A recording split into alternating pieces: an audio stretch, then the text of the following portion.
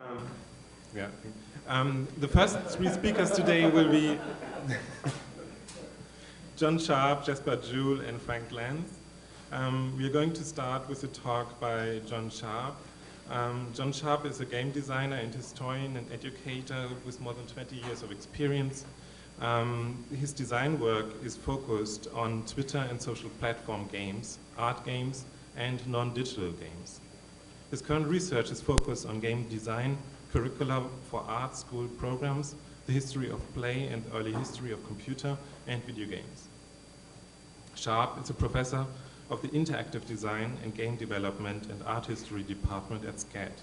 He also is a member of Local Number 12, a social network game collaboration, a member of the Leisure Society, an art game collection, and a partner of SuperCosm, a digital media consultancy.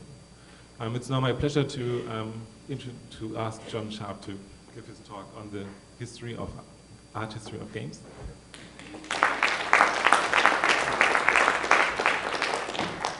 Thank you, Christoph. So, yes, the art history of games. This is a great quote I've bumped into while doing my research for this talk. The fine arts are 5 in number: painting, sculpture, poetry, music, and architecture, whereof the principal branch is confectionery. So if there was such thing as a straw question, it's games is art.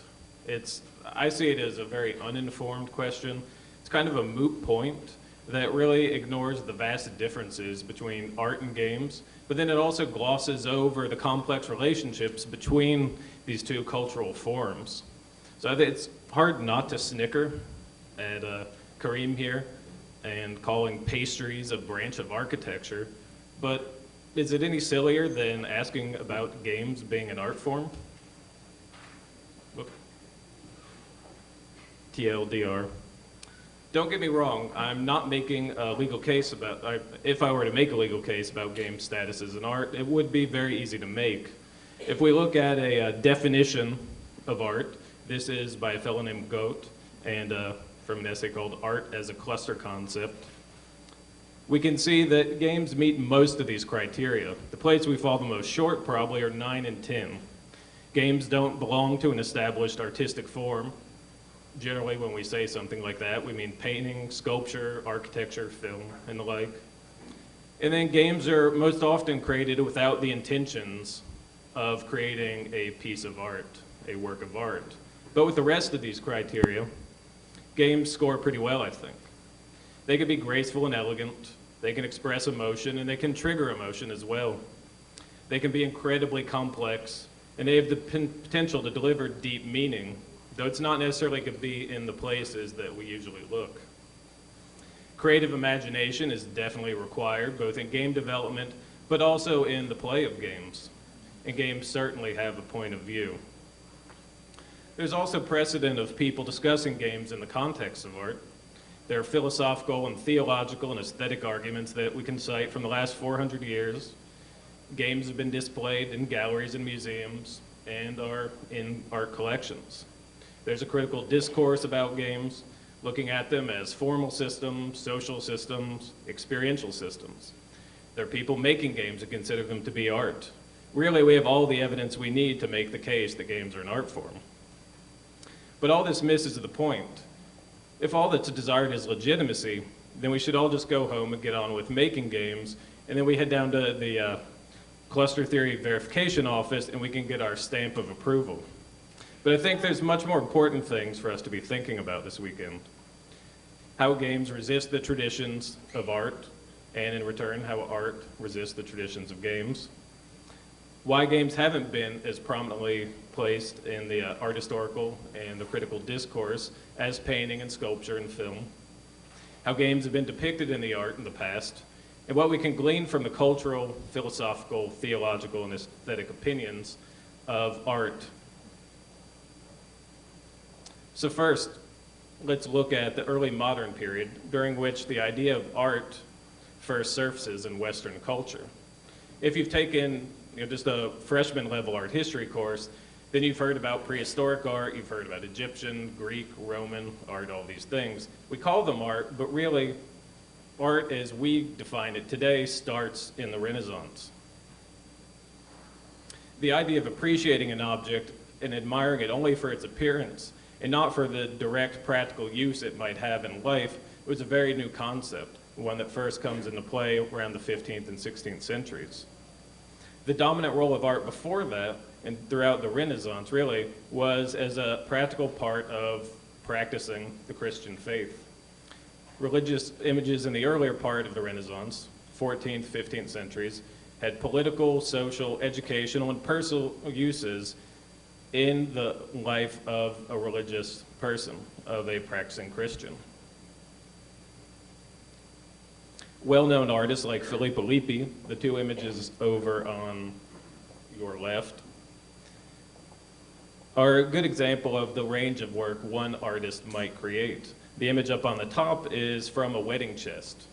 So this is a piece of furniture that he painted on, whereas the lower one was a very elaborate fresco that he was commissioned to create in an important church. So it shows this range that an artist at that time, as long as they were asked to create an image, would paint it on pretty much anything. Saddles, chests, you name it. Serving platters, platters that babies were put on right after they were born. They would take a commission for anything. They really didn't differentiate whether or not it was something to be put up on the wall and admired or something to be used in daily life. And then you take a lesser known artist, like the two images on the right, by a fellow named Bonifacio Bimbo, much less well known, and he would create things like religious portraits, small panel paintings, and he would even take commissions for things like decks of cards.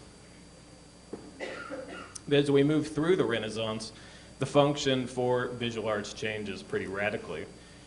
They become tightly tied to leisure pursuits, to leisure entertainment, and less to practical uses in daily life. So by the end of the High Renaissance, religion was still present, but primarily as subject matter and the content of art. But the function shifted to be about entertainment and about looking, a more passive experience that shifts to the arenas of politics and the social and as pure aesthetics. So art was now consumed by looking and not by doing. Artists creating art with a capital A were no longer taking commissions for wedding chests and saddles and playing cards. Instead, they were focusing on panel paintings, on large wall and ceiling painting commissions. The whole situation had changed. The practices of creation, the clientele, and the expectations placed on images had changed pretty radically. The dominant conception of art was now visual, whether pictorial or sculptural. The primary form of art history during the Renaissance was the artist's biography. The earliest work, Giorgio Vasari's Lives of the Most Excellent Painters, Sculptors, and Architects, provided the template for art history for the next several hundred years. Part of the creation of art was the creation of the artist, a mythic figure worthy of admiration for both his life and his work. Game makers were not afforded the same recognition and respect. This created a paradox for games. Though they were played by many of the same people who commissioned, enjoyed visual arts, and though they were often created with the same care, same skills, and the same lavish materials, they were not seen as art. And those that created them were not seen as artists. An important part of this, I think, was the importance of invention to the idea of the artist and the work of art. Artists were expected to invent, but most of the games from this period were not original inventions. Instead, they were fabrications of existing games like chess and decks of cards. Games were still a very important part of life, and they often appear in works of art as both subject and symbol. Chess, playing cards, and dice were the most frequent subjects that we see. Chess in particular was respected due to its heritage that could be dated back a pretty decent amount of time, and that it was a space for people to show off their intellect and their strategy. Chess often symbolized power and intelligence. Games were part of the leisure culture that took shape during the Renaissance, 15th, 16th, and parts of the 17th century. They had their own literature that was part of the tradition of discourses that often spoke to the finer points of aristocratic life. So we find different books on games, like Torquato Tasso's Romai on Games, Pietro Aretino's The Talking Cards, and Antonio Sciano's Treatise on the Game of Palo. All of these investigated play, games, their rules, and the customs and social conventions that surrounded them. Here's a quote from Aretino and his treatise. "Two things keep creatures living, bed and games." Okay, let me finish the quote. "One refreshes us from fatigue, and the other provides us recreation and keeps us from trouble." So his statement raises a couple of key points. First, games were indeed an important part of life. And second, that they were not viewed as something that dealt with the intellect, but instead they were part of a more primitive and base element of humanity. Playing games weren't anchored in the rationality of science and mathematics that was so important to legitimizing the visual arts during this period. Theologians debated whether or not games were, in fact, something that people should be participating in. The same kind of debates happened with the visual arts, starting about 1,000 years before the Renaissance. So it really took a while for people to become, the church, to become comfortable with the idea that images would be a part of their culture. And so we see similar kinds of things happening with games. The general consensus were that games were a form of leisure necessary to maintain life. So very similar to what Aretino says. Some, though, saw games as the byproduct of the fall of man. Basically, before Adam and Eve were rejected from the Garden of Eden, they enjoyed work, and work was leisure unto itself, and so there was no need to play games. But once they were kicked out of the garden, this became a necessity. More extreme views saw games as a filthy and mundane and even vain activity that should be shunned. But regardless of the point of view, everyone agreed that games were not going to go away, and so they should probably be played in moderation. An interesting example of attitudes from the cultural aristocracy comes in the frescoes in Ferrara in the castle of Alfonso II. He was an avid game player, a sportsman, and a hunter. He actually commissioned several different treatises on games. He had 2 rooms in his palace decorated with ceiling paintings depicting a wide variety of games. There's about a dozen in total different games depicted, including things like ball games, forms of dancing, combat games, swimming, weightlifting, and boxing. That bottom game's pretty bizarre looking, isn't it? Yes. Be careful where the balls go.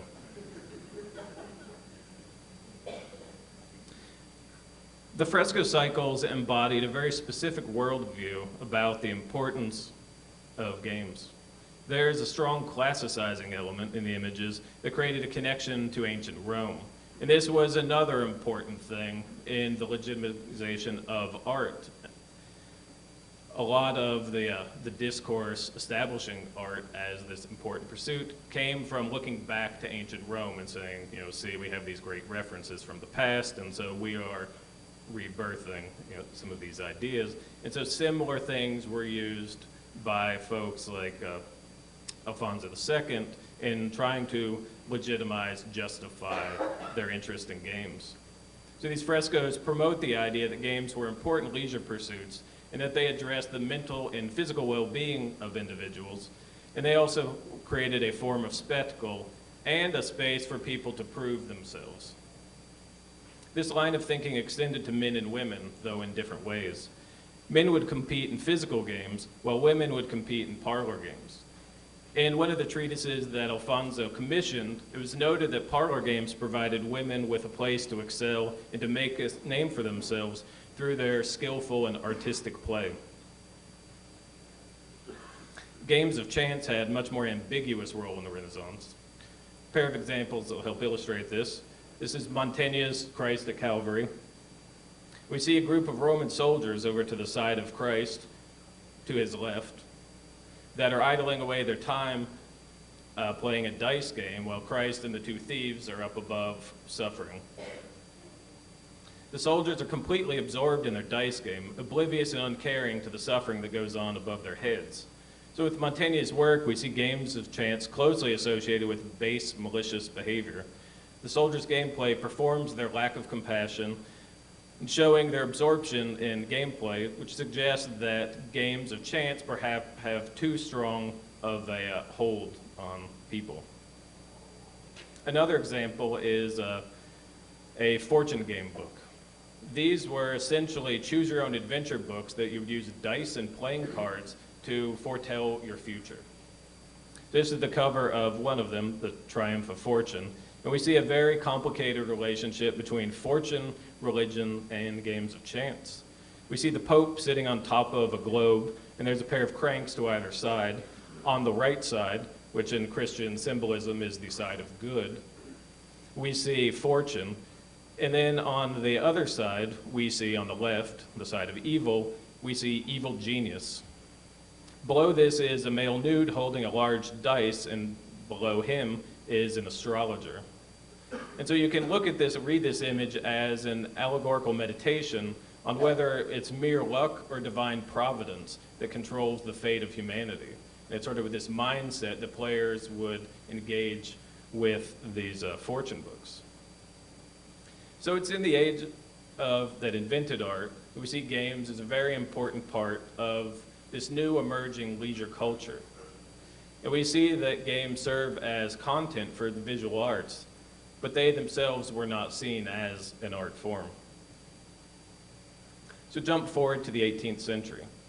Views on art in this period took it as a given that fine art equaled visual art, that it was something to be observed.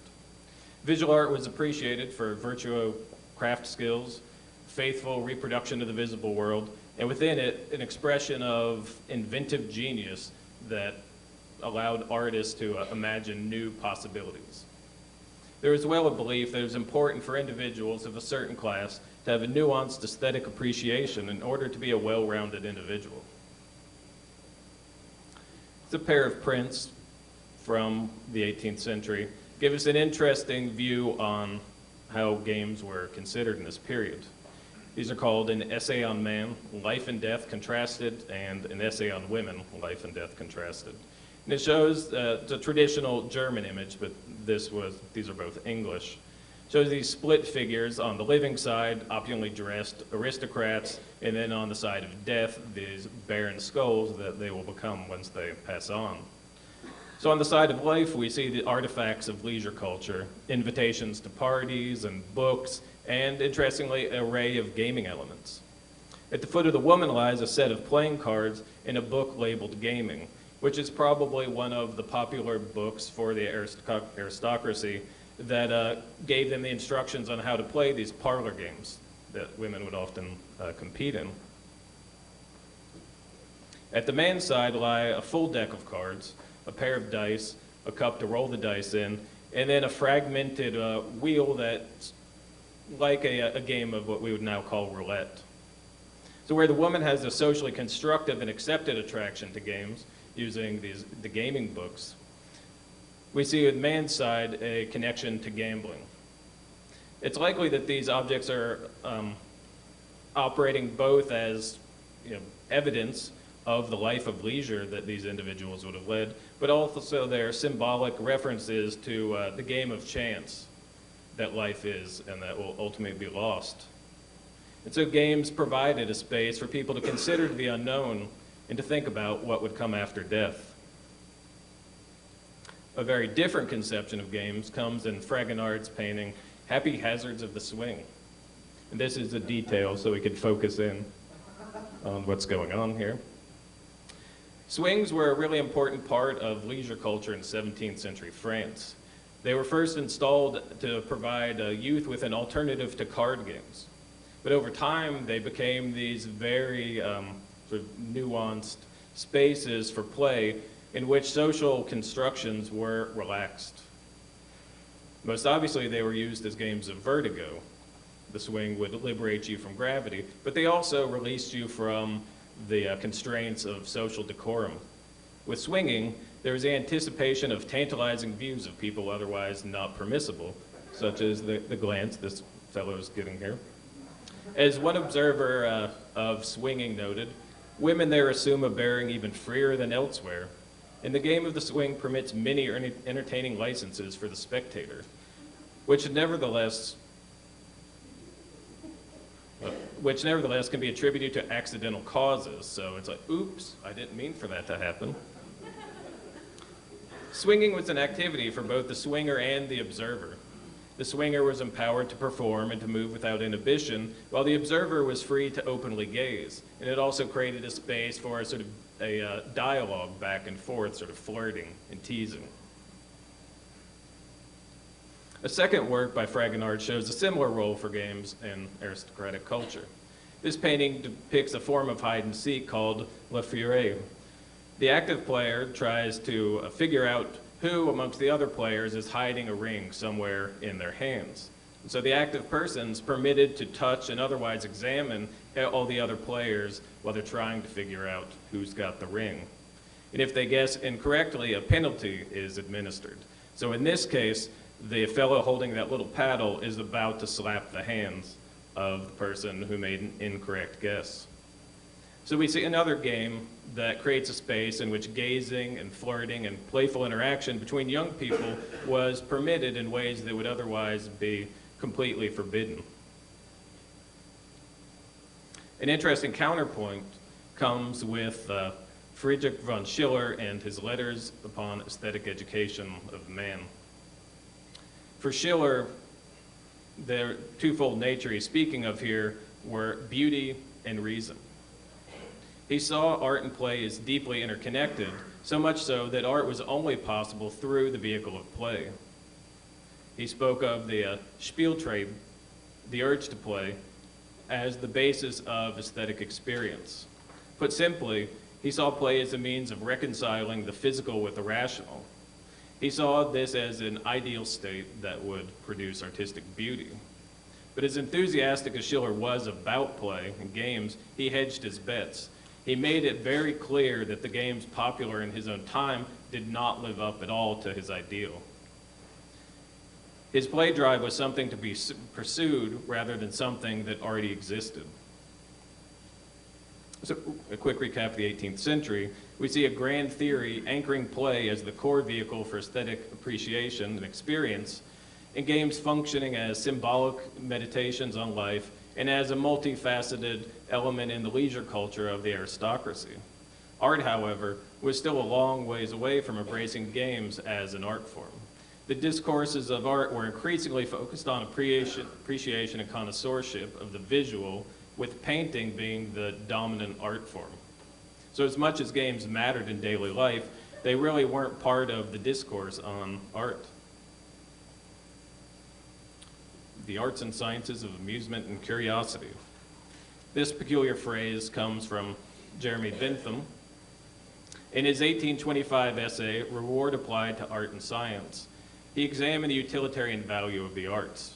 He contrasted what he called the art and science of amusement, or what we would call the fine arts, with what he called the arts and sciences of curiosity, one of which would be games.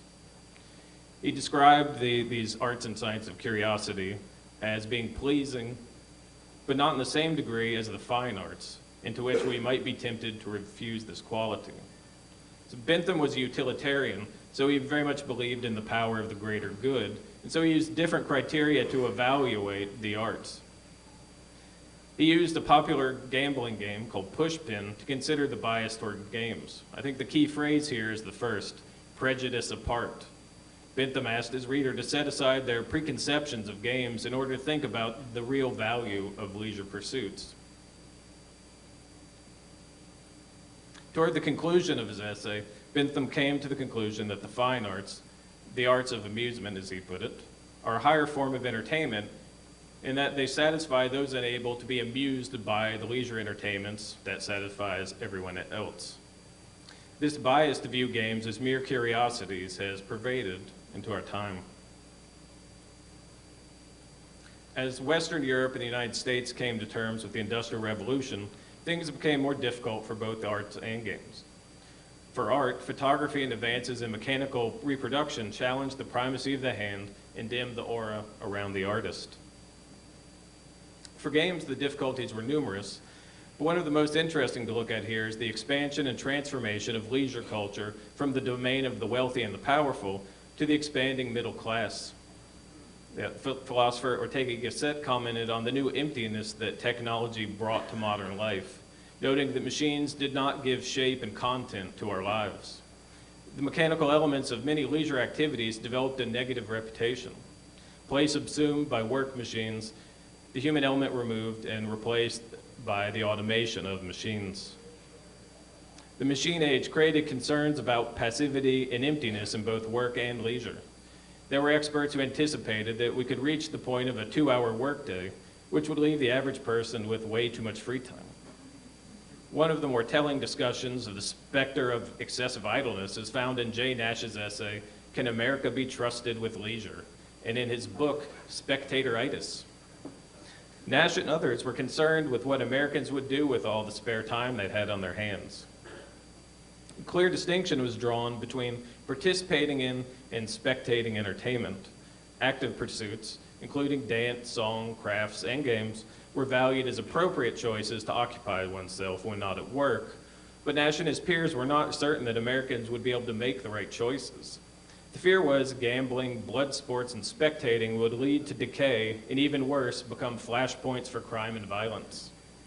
The status of games was complex, but the primary conception of the industrial age was that certain kinds of games were constructive means of keeping people healthy and occupied, while others, like blood sports, gambling, and spectatorship in general, were potentially very destructive.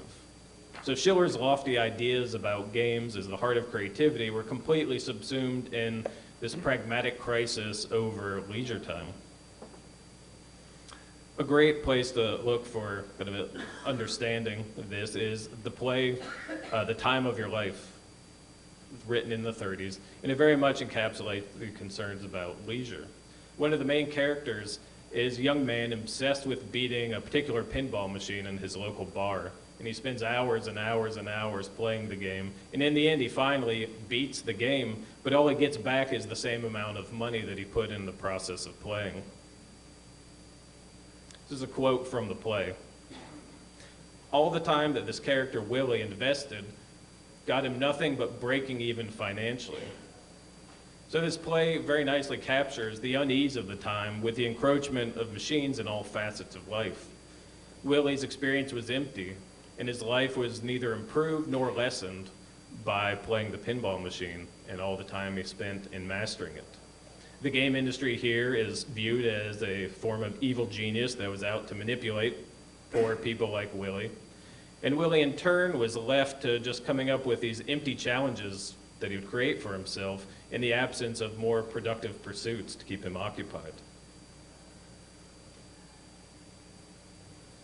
The art world had grappled with the role of machines since at least the advent of the printing press.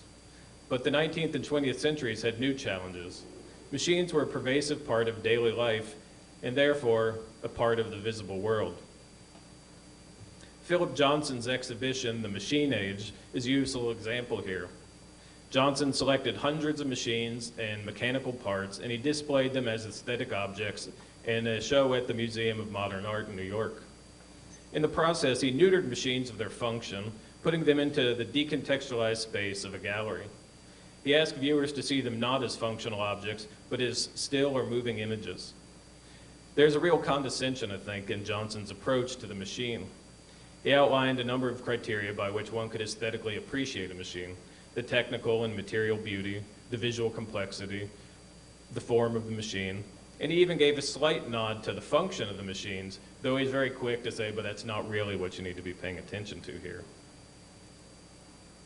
It's a very telling quote that appears in his introduction, telling people how they should approach the machines in his exhibition. I think he really misses the mark here pretty widely. Rather than applying the principles of the visual arts to Frankenstein, as he uses in his example, we should strive to understand Frankenstein's innate characteristics and to develop an aesthetics around them, not to force the aesthetics of the visual onto them. So Johnson's conception of art stays within the very firmly established realm of Heidegger's age of the world picture. This refers to the way in which we conceive of our world as an image. This worldview began in the Renaissance, and it really came to a head in the age of the moving picture. This left games on the sideline as first film and then television dominated the popular imagination, influenced and transformed the other arts. And then there was Duchamp. He and his ready-mades led to the transformation of the art world in the 20th century. If a urinal could be art, then what couldn't? The art world entered what Rosenberg called the age of the anxious object. The primus of painting, sculpture, and architecture were all challenged, leaving artists, critics, art professionals, collectors, and all the others in the art world without the comforting boundaries that had existed in the past. Though Rosenberg wrote this about 50 years after Duchamp's Fountain, it very much speaks to this new status of art, this new uncertainty that surrounded art in the early part of the 20th century. So as part of the aggressive exploration of the new artistic possibilities, games and game-like structures like games as process, systems, the creation of performance spaces were all things that artists explored. And a wide range of artists, indeed, took on games. The Surrealist and the Exquisite Corpse, Duchamp and his extended period of chess playing, the happenings of the late 50s and 60s, Fluxus event scores, and even performance pieces like Robert Rauschenberg's Open Score. Chess was seen by Duchamp and others as a performative space in which player actions could be elegant works of art.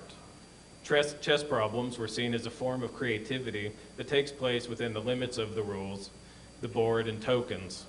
As Duchamp said, the creative act is not performed by the artist alone. The spectator brings the work in contact with the external world and thus adds his contribution to the creative act. So we have Duchamp, the poster child of 20th century art, recognizing games and play, more importantly, as art. An art historian, Damisch, uses Johnny von Neumann's game theory and linguistics and many other intellectual ideas to help figure out and justify Duchamp's opinions about chess as being an art form. Now Damisch really kind of bent over backwards to lay a very strong framework to support what Duchamp was doing.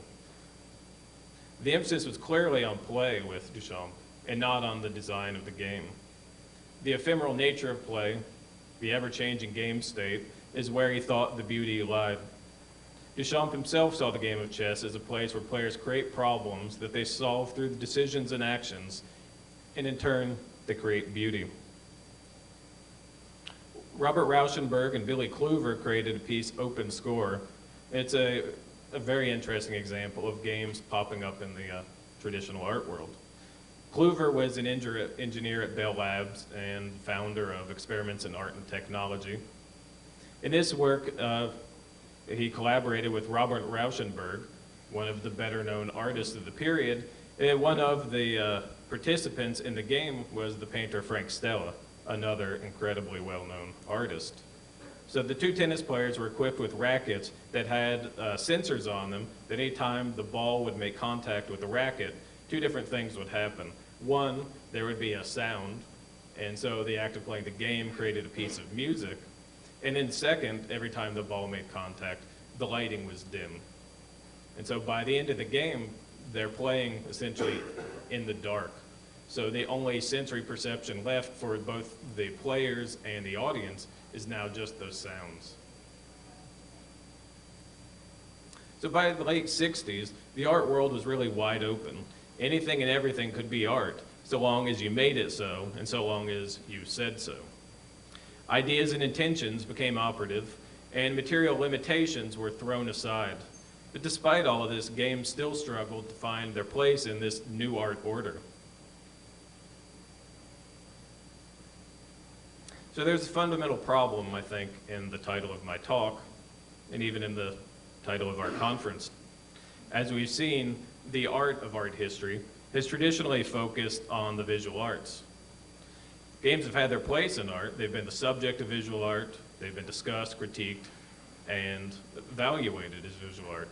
But there seems to be real resistance coming from both directions to fully embrace games as an art form.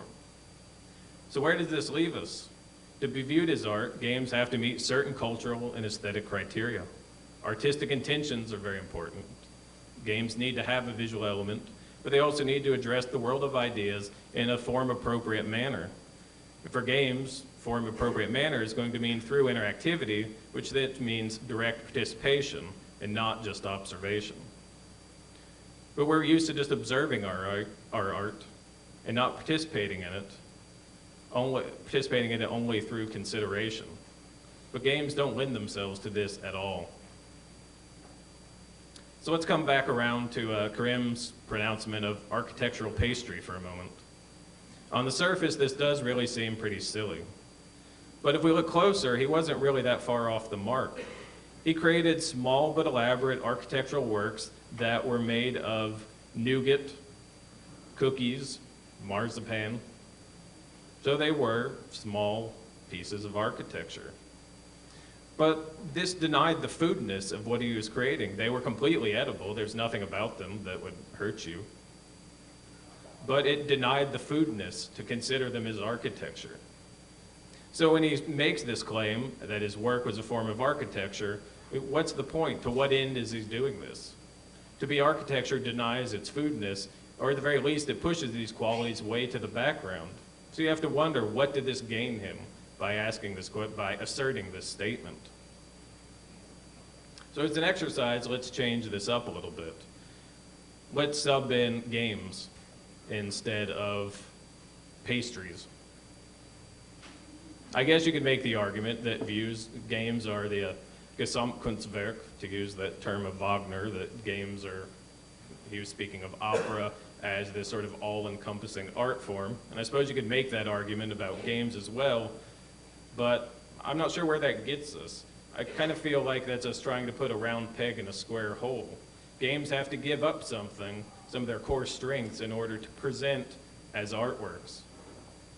Does it help to consider pastry as architecture? Does that advance their cause? In turn, does it help games to be viewed as art?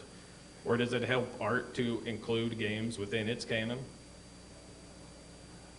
Most every notable museum that deals with contemporary art has had exhibitions and events that involve games. SF MoMA, the Whitney, the Walker Art Center, the Wexner, American Museum of the Moving Image, just to name the obvious suspects. Most of these institutions have exhibited one or more works by Cory Arcangel. Here's his Super Mario Clouds. So I think it's instructive to take a look at this game to see how games have had the least resistance to become part of the art world. As we talked about last night, this game is a hack of the Super Mario Brothers cart, where the only thing left on there is the sky and the clouds. This renders the game unplayable, turning it from a game into a single channel projection installation piece and really into a piece of conceptual art. By doing this, Arcangel's now created something that can fit into the art world and be very much embraced by it. So if art history was first concerned with the visual, and more recently with ideas, then there's a logical reason why games continue to lie outside the purview of art history, art criticism, and the contemporary art scene. Though experiential criteria have become part of the art discourse, there's no obvious entry point for things like authorship, or co-authorship, competition, and the concrete definable outcomes that are part of games. A good counterexample, Mark Essen's Fly Wrench, which was included in the Younger Than Jesus exhibition at the New Museum last spring. The show featured a really amazing range of work, some of it very accessible, but most of it not really so. Much of the work took a good deal of time to process and a great amount of prior knowledge to really understand. With every other work in the exhibition, this process happened very quietly, without outward sign. If you didn't understand a piece, nobody but you would be any wiser, because there's nothing outwardly that would let people know that. But Essence Player, on the other hand, performed their understanding through their play. Flyrich demanded an honesty that was easily cloaked in the passive process of consuming all the other works in the show. The active understanding Essence game had to happen through the picture world, but mostly it happened beyond it. To play Flyrich was to connect with the game, to openly work with it as a game, and to develop understanding. Though the game was awkwardly displayed in the exhibition, it was really a revelatory moment for me. I realized that of all the works in the show, a game demanded the most audience from me and the rest of the audience. So to conclude, the questions of this talk is not are games art and how they have or haven't been viewed through the lens of art. Instead, I'd like to come away thinking about how the practices, objects, and discord of the discrete worlds of art and games continue to inform and in turn be informed by one another. Thank you.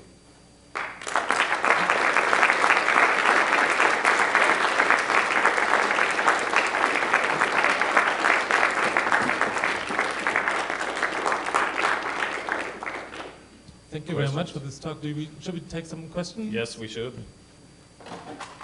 If anyone has one. There's nothing about that talk anyone could possibly want to question.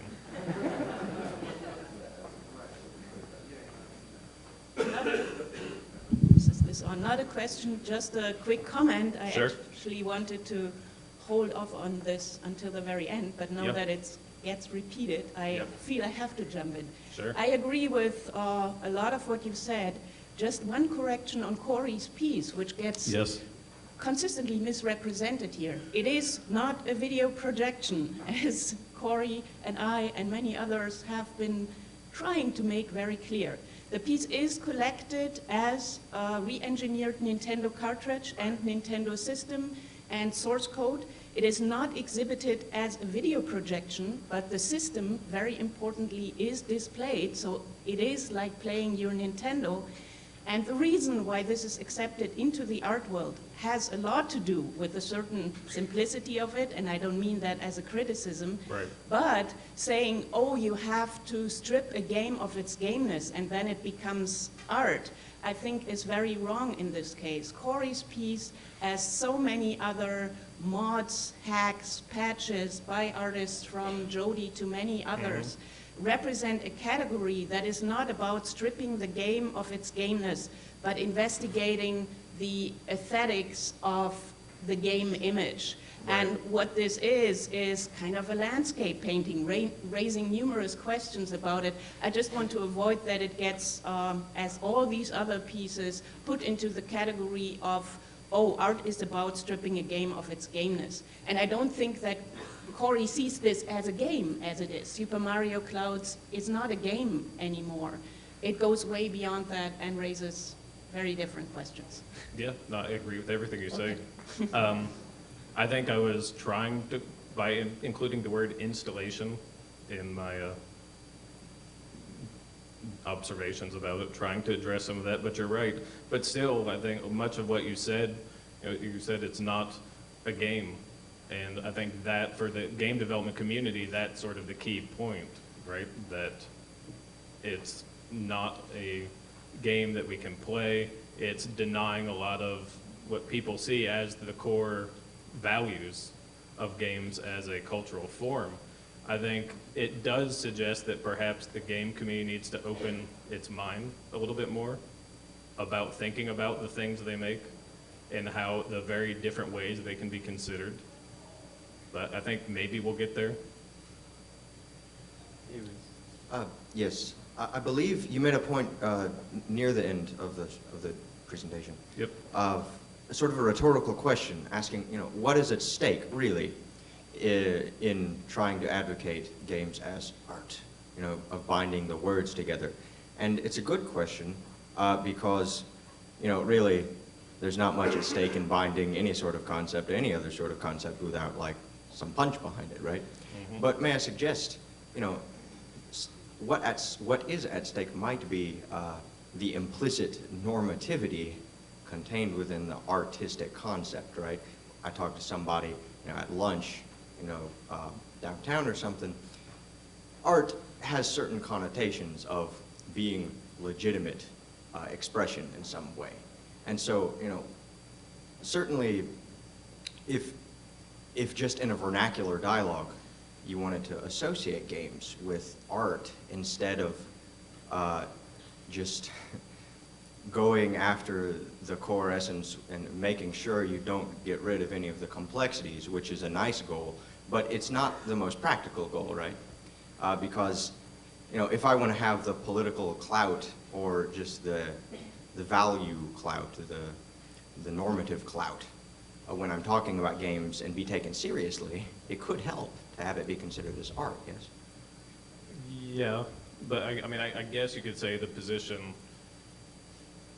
is that the game community wants to have its cake and eat it too, that it wants to be, the people who care about this sort of thing, that want to be able to maintain the important qualities of games, but still be able to be recognized and given the attention and the thought that is given to other forms. And so maybe it is a cake and eat it too situation that we're being petulant, and if that's all that's going on, then we need to get over ourselves, I would say. Thank you. Sorry, but my thoughts got caught on that for a second. When you mentioned was it fly switch? At the, fly wrench. Fly wrench, sorry. And the difficulty people had, or at least it showed if they didn't understand it. Do you think that's part of what makes putting interactive pieces in public installations a challenge? Like, are people intimidated by, I don't want to be seen doing this wrong? Oh, definitely. I think that definitely is a part of it. I mean, I stood there for a little while watching other people, and very few people would pick up the controller. I mean, I think a part it was probably had to do with the way it was displayed, and it didn't just, the conventions of walking into a gallery space is hands off, right? So probably a lot of people just didn't, we're just looking at it thinking it was just an object to be considered, but it's brutally difficult. It's hard. It's a hard. I watched Eric sit there struggling with it. Well, so part of the reason why I asked though is because if part of the experience is learning through failure and other things that we identify with these games, is there anything that makes it less valid as art if its distribution is downloading it at home and spending hours on it instead of seeing it in the gallery? Is that changed? There's nothing implicit in that changes its value. It's it's just the cultural perceptions, right? I think within certain communities, John Blow's game is both financially and so from a business point of view, just insanely successful. But it's also managed to maintain a certain amount of integrity within communities. Whether or not those spread outside the people who are comfortable with that as a distribution platform, I don't think so. Gotcha. But, it's convincing other people to see that as a suitable distribution platform. Different audiences, I guess. Yeah. We probably have time for one more question. Okay. Sorry. Okay, I noticed that your talk had a primarily Western focus. Yes, it did. And would you say is that the result of the fact that our understanding of art history has historically been shaped by Western voices? Or are you contending that there's a connection between the struggle to legitimate games as an art form and Western values? And if so, why do consideration of alternative art histories help us resolve the tension that exists between public arts institutions and artist games? Oh, there's a lot of stuff in there. My own experience as an art historian is purely with Western art for the most part, with a little dabbling in African art. And then the game communities within which I move around are also Western. So I think it's most in the audience here. So it was mostly practical and personal that led me to focus on Western culture and Western relationships to games. Thanks. So, yeah. All right, we need to, we have 25 seconds to get Jesper up here talking. So, thanks, y'all.